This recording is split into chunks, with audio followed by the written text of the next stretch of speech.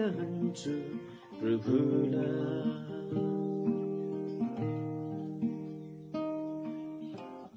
हृदयभरिको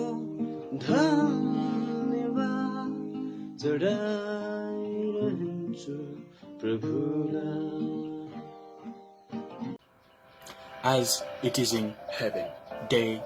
50. Finally, यो ग्रुपको हामी अन्तिम दिनमा आइपुगेका छौं र यही अन्त्य चाहिँ होइन किनभने यो सुरुवात हो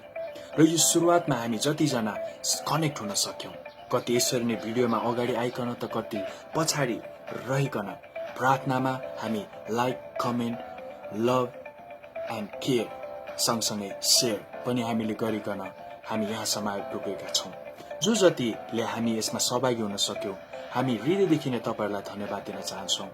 यो तपाईहरुले दिनुभएको आफ्नो हृदय प्रभुप्रतिको र उहाँका मानिसप्रतिको कारणले गर्दा नै सम्भव भएको छ